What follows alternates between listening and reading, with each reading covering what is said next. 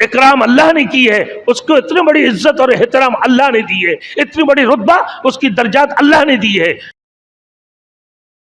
Thanks for watching. Don't forget to like, comment, share and subscribe to Maulana Habibullah Ruhani Official. میرے دوستوں، آج امیر کہتے ہیں ہم اپنے بچوں کو مدرسہ نہیں پڑھائیں، دولت مند کہتے ہیں اپنے بچوں کو مدرسہ میں نہیں پڑھاؤں گا۔ میرے دوستوں، ایک ایم پی ایم این اے کہتے ہیں ہم اپنے بچوں کی اسکول یونیورسٹی پڑھائیں گے، ہم اپنے بچوں کو بڑے بڑے اسکولوں میں پڑھائیں گے، ہمارے بچے یورپ کنٹری میں جا کر پڑھیں گے۔ گورنر کہتے ہیں ہمارے بچے دینی مدرسہ نہیں پڑھیں گے، قرآن نہیں پڑھیں گے، قرآن حافظ قرآن نہیں بنیں گے، عالم دین نہیں بنیں گے۔ کیوں؟ کیا وجہ ہے؟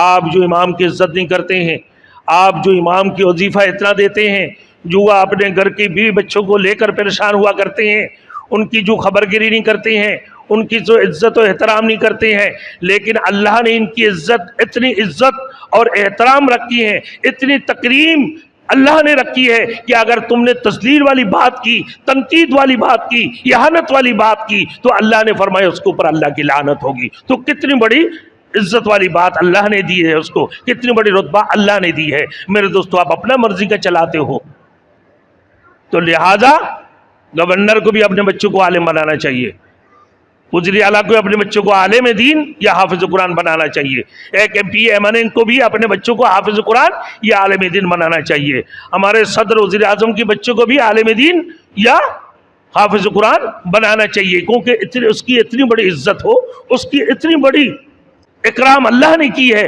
اس کو اتنی بڑی عزت اور احترام اللہ نے دی ہے، اتنی بڑی رتبہ اس کی درجات اللہ نے دی ہے۔ پھر تمہارے سامنے کیا ہے؟ تم نے کیا عزت دی ہو؟